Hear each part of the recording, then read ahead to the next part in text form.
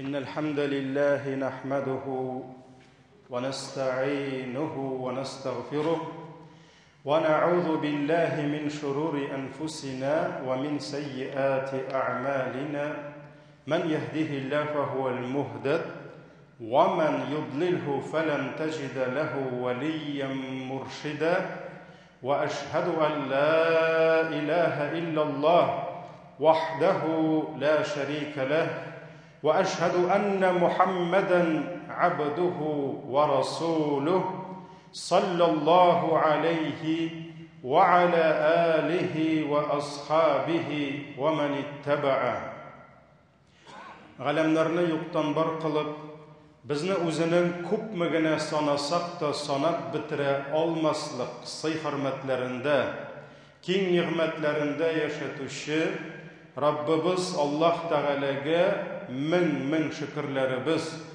мактау һәм улуглауларыбыз булсын. Җирләргә дә, күкләргә дә Аллаһ Тәгаләнең рәхмәте булып килгән, безгә шушы хак динебезне өйрәткән һәм безнең өчен иң күркәм үрнәк булган сөекле пәйгамбәребезгә күңел түрләребездән чыккан дугаларыбыз Аллаһ Тәгаләнең сәламы һәм салаваты булсын. Азиз кардәшләрем, иң элек үземне, аннары соң сезне тақвалыкка чакырам. Аллаһның әмерләрен үтәгез, аның харамнарыннан тыелыгыз. Allah Teala Kur'an-ı Kerim'de aytti: Ya eyyuhellezine amenuttakullaha hakka tuqatih ve la temutunne illa ve entum muslimun. Ey iman kitirgen bendeler, Allah Teala'ga takva bulunuz. Onun emirlerin ütegiz, onun haramlarından tiyişinçe tıyılığız. Hem Müslüman bulmagan halde Allah huzuruna kaytudan saklanırız. Aziz kardeşlerim, bugün izgi Cuma günü. Bugün büyük Aşura günü. Aşura, ol Arap tilinden 10. degenden anlata. Niçin? Çünkü ol Muharrem ayının 10. günü bulup tura. Әлеге günni, Aşura günün burunғы zamanlardan әввәлгілер de, ahırgılar da iman iyeleri bilip yaşadılar. Zurlap yaşadılar. Süyüklü Peygamberimiz hem anın ümmetigine tugul, Peygamberimizge kader bulgan ümmetler de Aşura'nı bildiler. Hem Aşura'nı zurladılar. Niçin? Çünkü Aşura dinler tarihinde, din tarihinde zor vakıgalarga, kaşandır bulgan vakıgalarga boy gün bulup tura. Şul günlerinin birisi, şul vakıgalarının birisi naq Aşura gününde Allah-u Teala nice yıllar Banu İsrail halkın Musa peygamberini Firavunның zulümlüğü bilen sınağandan soң Aşura gününde alarga jimu birdi. Hem Musa'nı Banu İsrail halkın Firavundan kıtıldırdı. Firavun'nu şuşu günü halak edip suda batırdı. Musa bilen Firavun, Faraon kıssası. Kur'an-ı Kerim'de en küp iske, en yaş iske alına turgan kıssa bu. Hatta medresede şagirt bolganda bizning ustozimiz so'ragan edi. En yaş iske alına turgan kıssa qaysi deb. Biz şuşadır degenden so'ng ikinci so'rovni berdi. Niçin Musa bilan Firavun en yaş iske alıngan kıssa degach köbübiz cevap bir almadı. Hikmet şunda ki, kişilik öz turmuşun devam ete. Hem turmuşta Musalar hem Firavunlar yer üstüne her daim kilip duracaklar. Шуңа күрә алар һәр вакыт килеп торганга күрә, Коръәндә дә иң еш искә алынган кыйсса Муса белән Фиргавын кыйссасыдыр. Әйе җәмәгать, монда хаклык, монда ялган, монда изгелек, монда явызлык, монда золымлык, монда гаделлек, монда иман, монда күфрлек. Һәр даим шушы кешеләр үзара көрәшеп торачаклар. Явызлар, Фиргавыннар үзләрендә булган көчләрне күреп, үзләрендә булган байлыкны күреп, тәкәбберләнәчәкләр, масайырлар һәм безне беркем дә тота алмас, безне беркем дә җиңә алмас, безне беркем дә үзә алмас дип уйларлар. Әмма Аллаһы Тәгалә аларга шул көчне биреп, шул байлыкларны биреп, шул гаскәрләрне биреп, аларны тагын да зур адашуга кертә, аларны алдый һәм алар шуңа алданып утка керәләр. Залимнәр, җәберләүчеләр үзләрен дөньяга хуҗа дип уйлыйлар. Безнең кулда бөтен нәрсә, biz ничек әйтсәк, шулай була дип яшиләр. Аллаһы Тәгалә Фиргавынгә дә зур патшалык бирде. Фиргавынның гаскәре, армиясе бар иде. Аның байлыгы булды. Көннәрдән бер көнне шайтан килеп, Фиргавынның аркасыннан сөеп, "Каралы" диде. Аңа вәсвәсә кылды.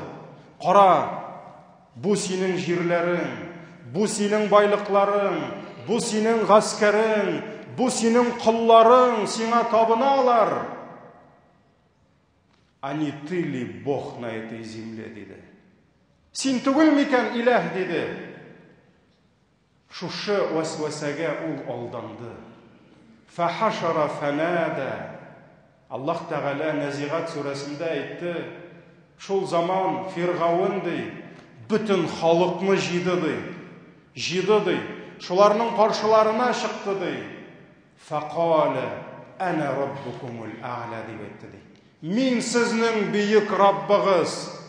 Бүтән юк сезгә Раббым, миңа табыныгыз, миңа гыйбадәт кылыгыз дип үзен җир өстендә иләһ дип игълан итте.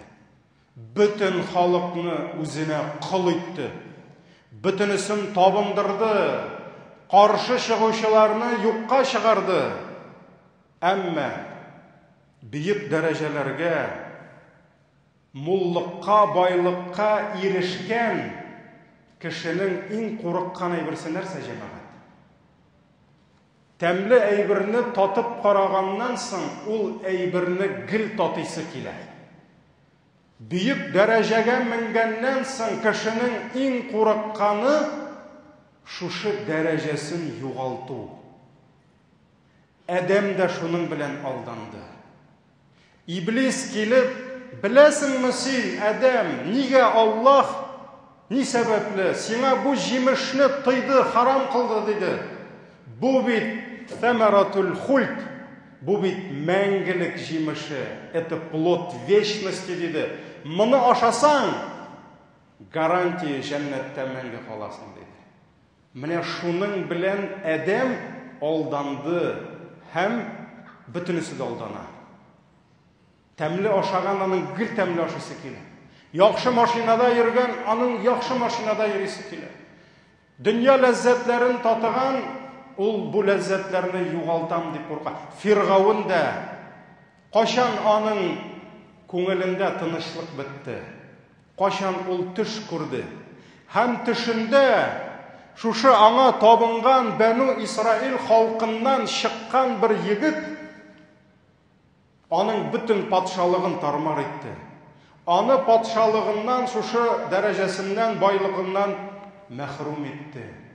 Шушы әйбер аны йокысыз калдырды. Ләкин ул үзендә булган көч белән шушы Аллаһның әмрен җиңәчәкмен диде. Җыйды бөтен гаскәрен. Әмер бирде. "Кая нинди малайлар бар, үтерегез бөтенесен" диде. Контрольга алыгыз бүтін көмәнле беременный хатыннарны диде. Көтіп тұрыгыз, баласы туа, малаймы, үтіреге, қызмы, бізге керегі шығаның. Қызларны қалдырды, ирлеріні қыра башлады. Кішкене сабый балаларының көпмі қан қиылды. Көпмі зұлымлыққа аналар кішкене балаларынан мәхрум қалдылар. Шулай итеп Фирғауын бүтін жерде аның кішілері, бүтін жерде аның шымшы шпионнары бүтінісін контроль қалды. Бірсі де шетке кетірге тиішті көреді. Ләкин Аллах хикмәтлі. Мусаның әнисі, Муса туғаш, ол білді. Хәзір келіп, аның да баласын үтірешеклер. Нишләргә білмәді. Ярылды, ватылды, сынды, қайғырды. Аллах Тәғәлә аның күңіліне балаңны бишікке сал да, суға сал дейді. Ағыз елғаға дейді, тапшыр Аллахқа дейді. Аның бүтен шарасы юқ еді. Шуңа көрә тизгенә баласын, сабый баласын бишікке салды да, ағызып жиберді елға буйлап. Қызына, Мусаның апасына, күзет әлі бишік қая кетірмекен дейді. Аллахның әмірі білән елға бишікні алып түшіп кетті. Елғаның тігі яғында Фирғауынның хатыны отыра, Асия.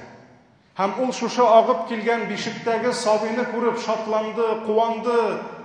Қарал, Аллахы Тәғәлә бізге нинди нигъмәт бирде дип, ире янына барып, үтінді, ялынды.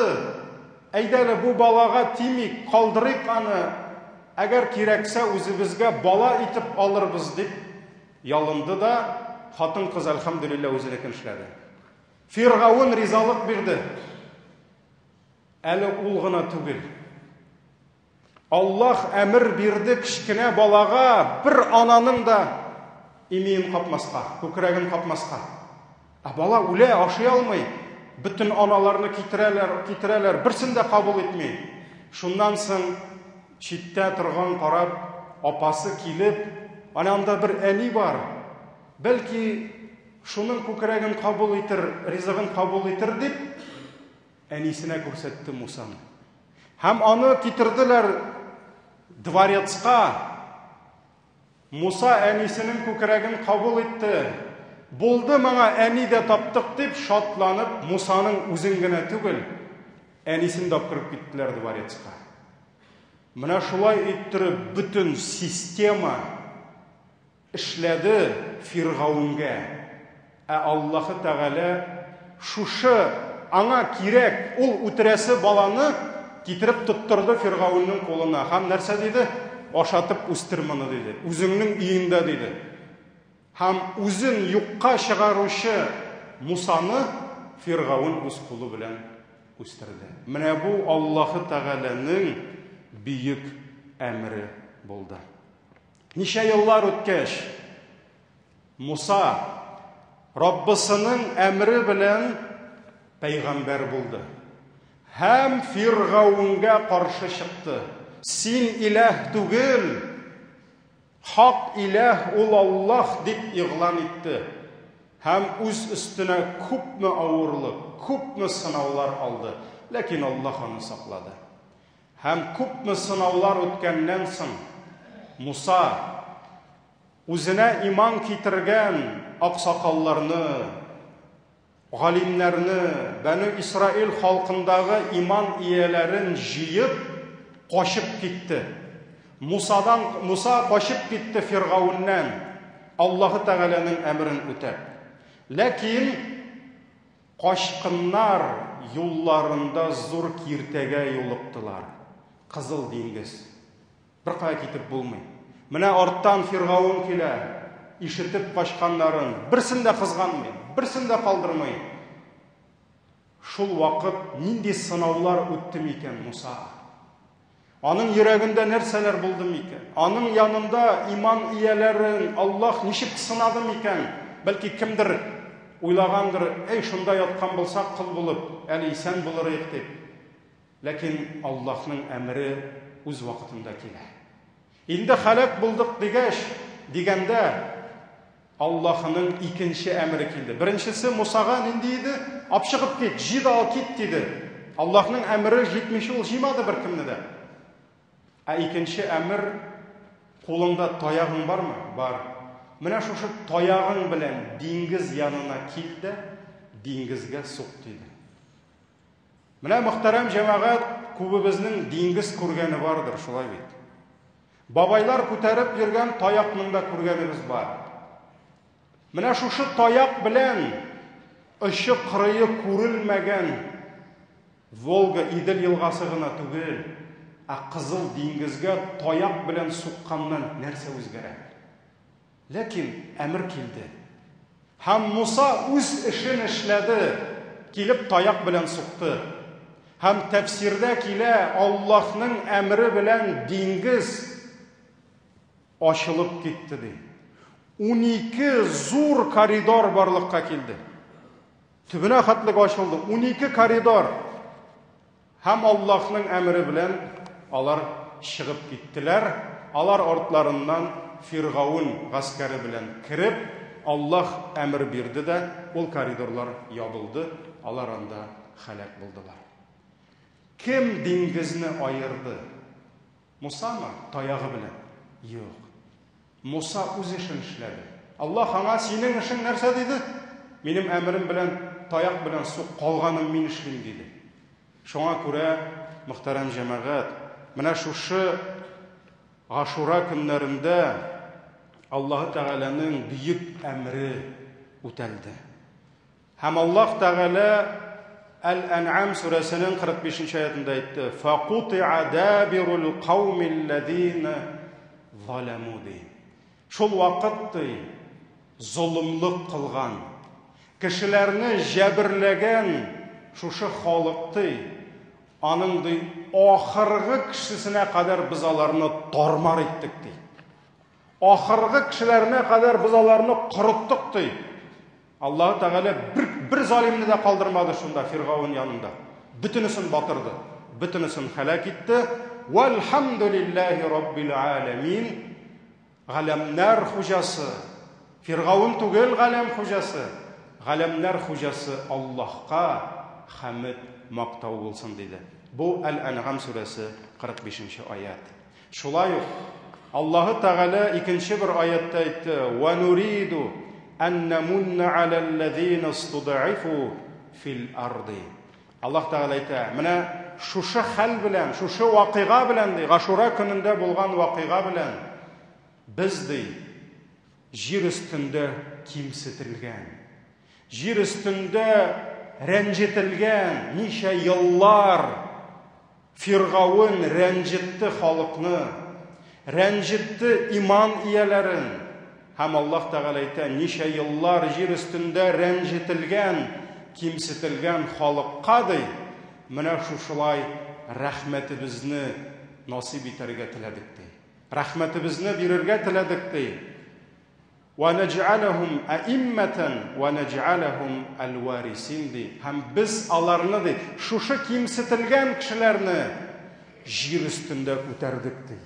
Без аларны җирнең җитәкчеләре иттек ди, түрәләре, патшалары иттек ди. Шушы кимсетелгән халыкны Аллаһ күтәрде. Аларга власть, дәрәҗә бирде. Һәм без аларны Аллаһның варисләре иттек ди җир өстендә. Ва нумаккина лахум фил ард. Без аларга патшалык бирдек ди, дәүләт бирдек ди. Ва нурия фирауна ва хамана ва джунудахума минхум ма кану яхдарун ди. Һәм моның белән без күрсәттек ди. Мы показали им ди. Кемнәргә? Аллаһ Тәгалә әйтә, Фиргаунга, аның янында булган Хаманга. Кем ул Хаман? Ул военачальник иде. Bütün Фирғаунның явыз әмірләрен тормышка ашыручы генерал иде. Кем монда башкасы мы?